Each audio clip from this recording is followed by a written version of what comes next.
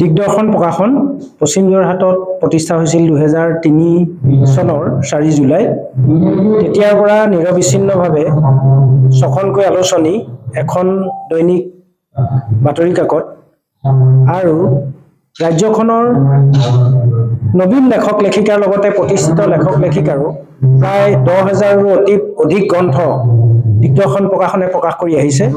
ইতিমধ্যে আজি 24 বছৰত পদাৰ্পণ কৰিছে।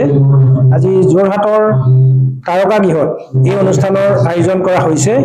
আজি অনুষ্ঠানত 30 গৰাকী বিভিন্ন ক্ষেত্ৰত কাম কৰি থকা ব্যক্তিক বিভিন্ন উপাধি প্ৰদান কৰাৰ লগতে সন্মান জনাইছে।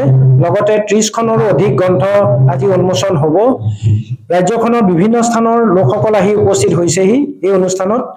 তেখেতসকলৰ কিতাপ উন্মোচন আৰু বঁটা প্ৰদান অনুষ্ঠানৰ ইতিমধ্যে সম্পন্ন হৈ আছে।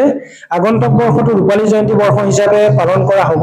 এই বৰ্ষটোত আমি নতুন নতুন পৰিকল্পনা ল'ম।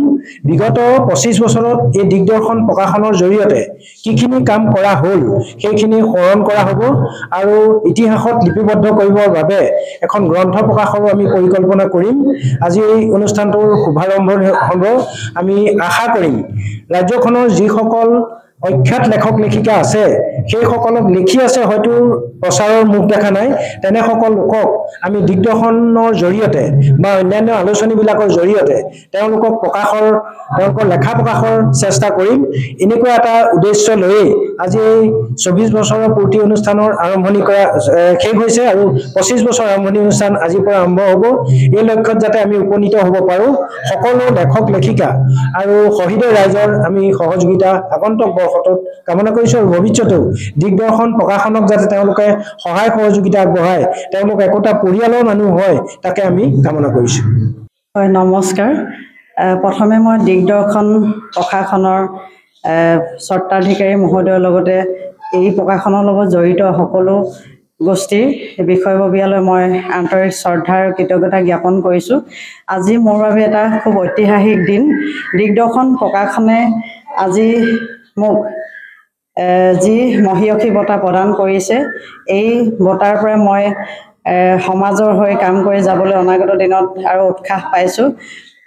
আৰু দিগদৰ্শন প্ৰকাশনৰ আজি 24 সংখ্যক যি বৰ্ষপূৰ্তি অনুষ্ঠান, এই অনুষ্ঠানৰ উপলক্ষে আমাৰ কেইবাগৰাকীও আমাৰ মহীয়সী নাৰীক আমাৰ বঁটা প্ৰদান কৰিছে। গতিকে দিগদৰ্শন প্ৰকাশনৰ এই অবিৰত যাত্ৰা দীৰ্ঘায়ু হওক তাকে কামনা কৰিছোঁ, সফল হওক আৰু অনাগত দিনত তেওঁলোকৰ যি নিষ্ঠাৰে কৰা তেওঁলোকৰ কৰ্ম প্ৰেৰণাৰ যোগেদি সকলো অসমবাসী ৰাইজে উৎসাহিত হওক, মই তাকে কামনা কৰি মোৰ দুআষাৰ ইমানতে সামৰিছোঁ।